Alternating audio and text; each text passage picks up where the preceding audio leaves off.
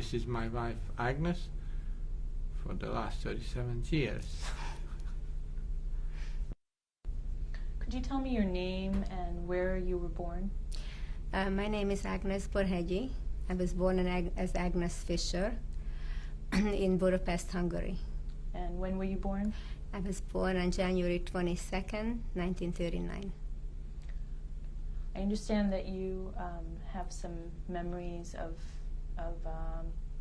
the pre-war period and World War II. Would you like to tell me some of these memories? Yes, I don't really have memories of the pre-war period since I was very young. I do have some memories of the time when my father was in concentration camp. My mother and I were living in an apartment house in Budapest, and I remember one episode when the Germans came to take my mother away, and she had no one to leave me with. So she left me with some neighbors next door. And the Hungarian, the equivalent of Nazis, they were called the Arrow Cross, were dragging her down the stairs, and I remember the staircase where they were taking her down, and I kept crying and yelling, don't go, and she just looked at me, and I'm sure that she was devastated by having to leave me there. She probably thought she'd never see me again, since she thought she was going to be taken to concentration camp. Luckily, the transport that they were supposed to have to take them never came, so they kept her with a group of people overnight, and then the next day she came back. But of course the trauma was still the same as if she hadn't. And I do remember that feeling of being just left by the only person whom I knew, really, because I didn't know my father until I was 6. He was first in the army. When I was 6 months old, he was called to the Hungarian army. And then from there he was in a labor camp, and then taken to concentration camp. Do you know which camp? Yes, he was in Bergen-Belsen and Theresienstadt. And what was your father's name? He is alive, thank God. Yes, his name is Laszlo Fischer. My mother is Lily. So, and there were a couple of other episodes that I do remember. One was when during the bombing of Budapest, this was still in the apartment house where we lived. There were 3 sides to the apartment house, and there was a courtyard in the middle. And during the bombing, they did not let the Jews into the underground shelter. So we had to stand in the open courtyard against the wall, hoping that we will survive. And during one of the bombings, I was told by my mother that they were trying to target a military hospital that was a few blocks away from our house, and they miscalculated, and the bomb landed in the courtyard, in our courtyard. And the detonation, I guess it's called, threw me away from my mother. And it took quite some time for her, she said, to find me. And since I was barely 5 years old, I didn't really know what that means. She kept telling me, she always talked to me as if I were an adult. It was just the 2 of us all the time. So we talked about being alive and dying, and I asked her if we were dead after this. And she said that, no, we were alive. And I said, I don't believe you. So she told me that she'd pinch me, and if I feel the pinch, then I'm alive. And she did pinch me, and I felt it. And so, but I do remember being in the courtyard, being very afraid in the open.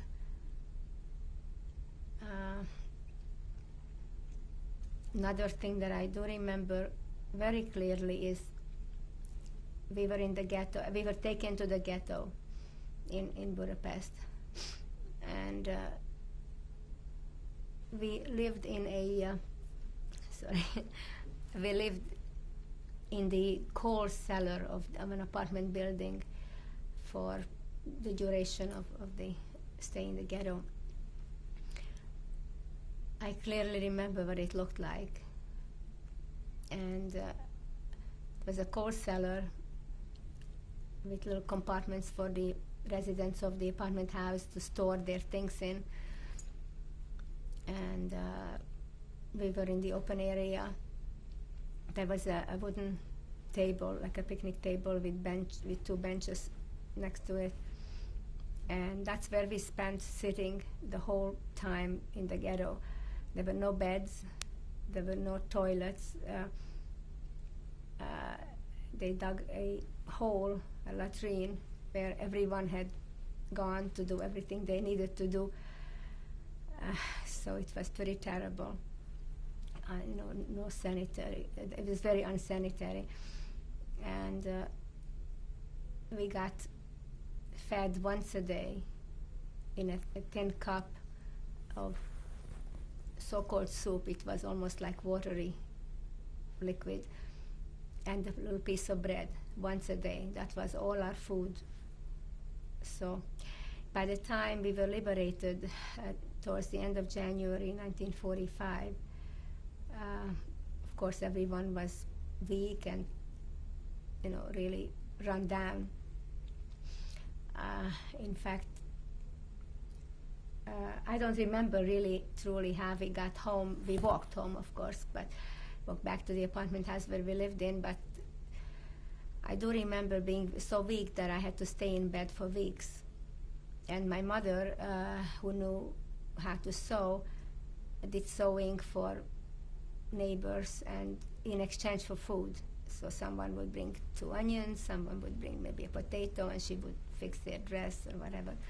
And that's how we started to have food. I have a cousin who was a little tiny baby, newborn baby, during the time we were in the ghetto. And she was in a baby carriage the whole time. And of course there were no, we couldn't wash, there were no diapers. I don't really know how she was changed. I don't know, but I remember seeing bugs and fleas all over her, and her skin being all rash, and she was screaming all the time because of that. It was just really inhuman conditions. Who was running the ghetto? Who was organizing it, or? Truthfully, I don't know. I'm assuming that this was also the Arrow Cross. Unfortunately, some of the Hungarians were worse than the Germans to us, really.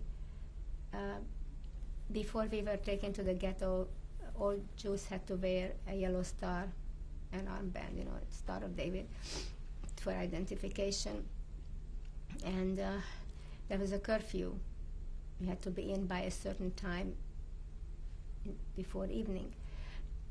And I often heard my mother and some other people talking about how if someone had just had gone a few minutes beyond the curfew, and a German would walk by, wouldn't say anything. If a Hungarian Arrow Cross man came, they beat them up, and they were really cruel. So when we came home from the ghetto, there was a neighbor on our floor whom we thought was friendly with us. And I don't remember if it was before we were taken to the ghetto or when we came home, but anyhow, we met him in the gangway, and he looked at us and he said, "Oh, Jews," and he spit on us. The same person who 6 months prior always used to say hello with a smile.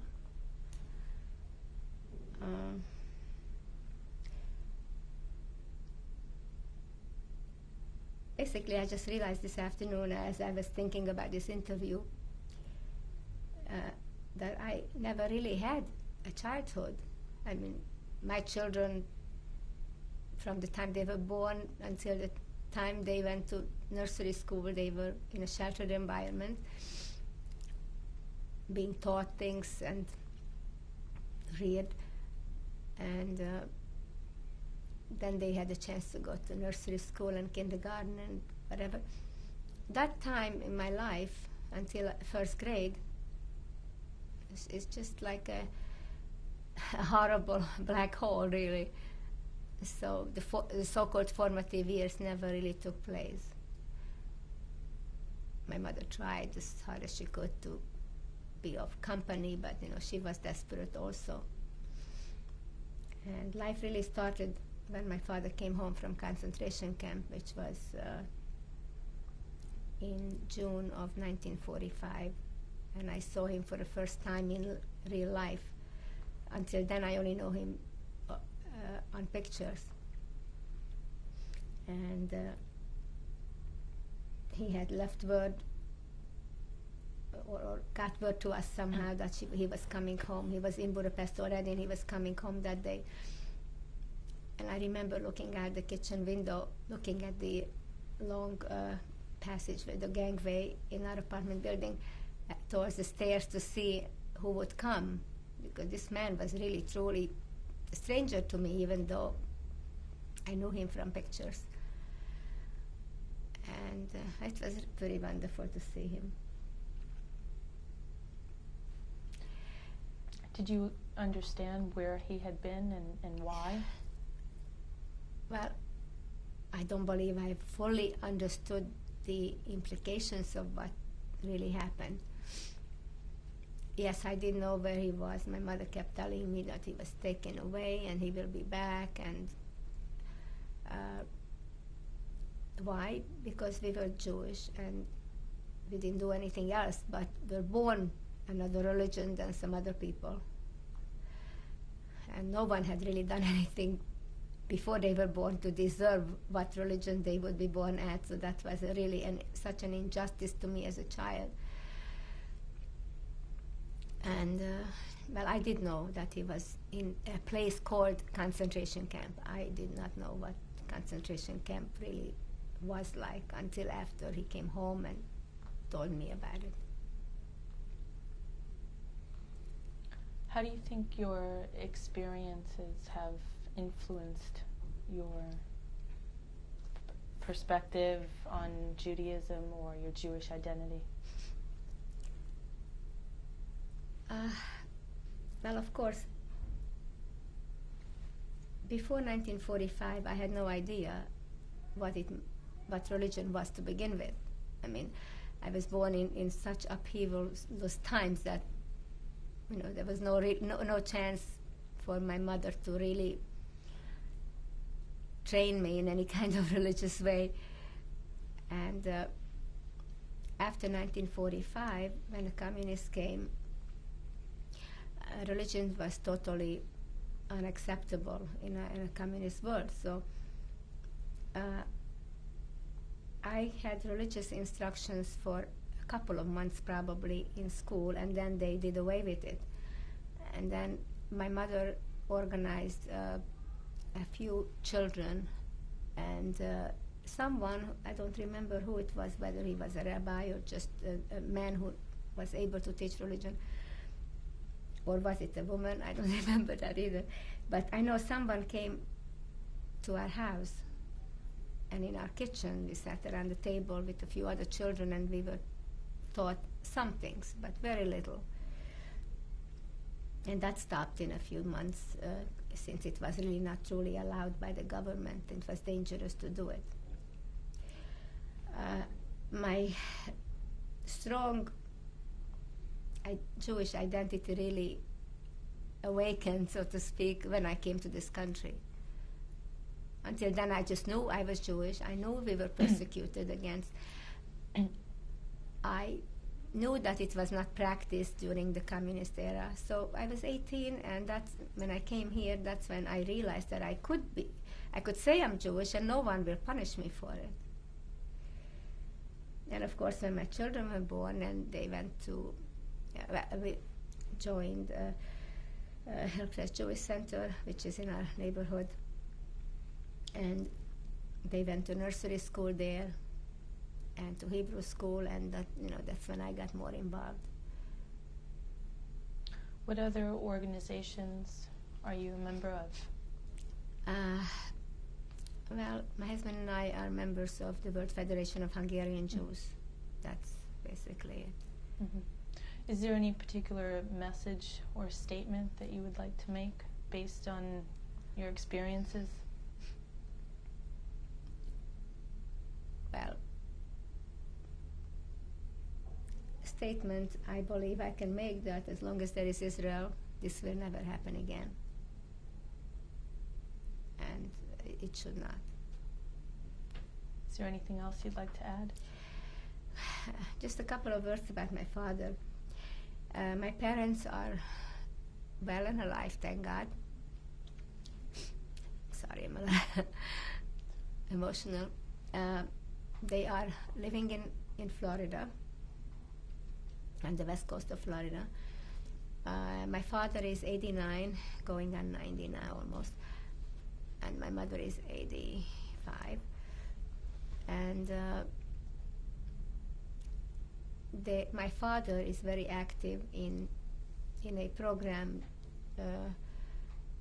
where he and 3 other people from his community go to schools, elementary, middle school, high school, all the way up to college, to lecture on the subject of the Holocaust.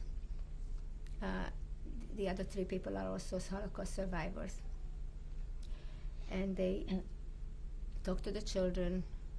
Children ask them questions, they answer. It's a one-on-one experience, and he finds it very rewarding, and he gets beautiful letters and cards from the children telling him how they did not know what happened, how they wouldn't have not believed what happened had they not spoken to someone who actually was there. So that's why it's so important what he does, because it's different to learn it from a book. It's different to speak to someone who actually was there and can have first-hand experience in living flesh.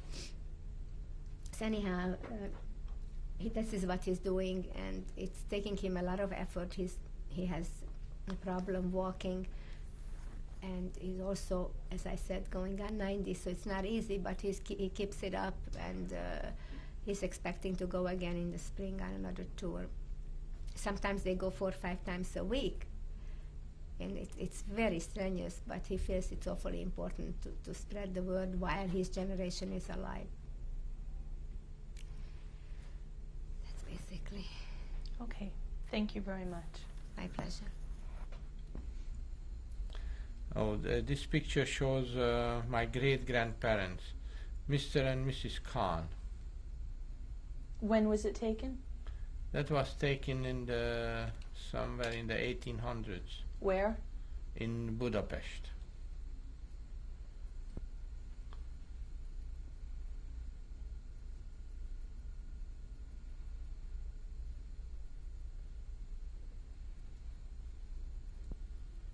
This picture is my grandmother Rose and my mother Irene. It was taken in 1920. Where? In Hungary, Budapest. And your grandmother's last name? My grandmother's last name is Zielzer. Rose Zielzer. Okay, this picture is from my father, who was a ice skater, a figure skater, with one of his pupils. When was it taken? It was taken in 1929. And where are they? They are in the ice skating ring in Vienna. the name of your father and the pupil, if you know. My father's name is Laszlo, and pupil was Karl Do you know his last name? Karl? Schneider. And this is I in Kiskunhalas in our house in 1942. This photograph is from my mother. It was made in 1946 in Kiskunhalas. This lady is my grandmother's sister. Her name is Nettie Franklin, and she died in the Holocaust. What year was this taken? This was taken in 1929 Where? in Pécs, And Hungary. where did she die? She died in Auschwitz. This picture is from my second cousin Kraus Marta. She died in the Holocaust in Auschwitz in 1944. When was this taken? This picture was taken in 1942 Where? in Kiskunhalas. This photograph for my second cousin, Mickey Kraus. He died in Auschwitz in 1944. This photograph was taken in 1942. Where was it taken? Was taken in Pécs.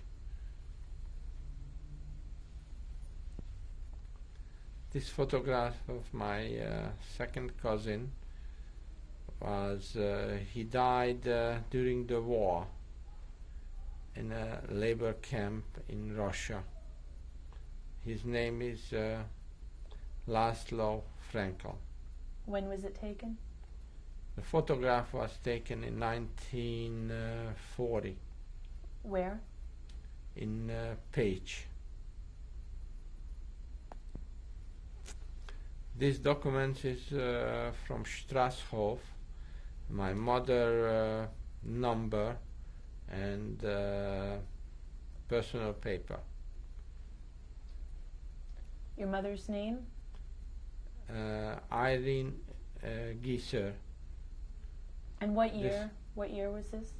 This was in 1944, June. This document is from my mother, with my father's name, Bettelheim Irene, and her second married name is Giesser. This photograph is for my father, Laszlo Borhegyi, my grandmother, Rose Zilzer, and my mother, Irene Borhegyi. When was it taken? This was taken in 1959 And where? in Budapest.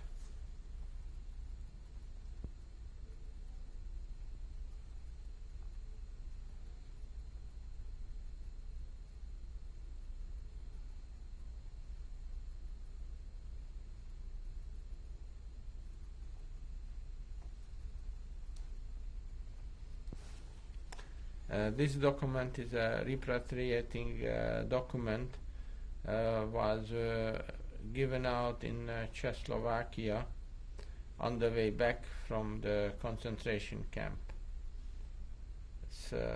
This particular document is my mother document. I had the same thing. What year was this given? It was given in 1945 April. This document is the same document which I previously shown on the front. It's a repatriating document for my mother. Was given out 1944 end of April.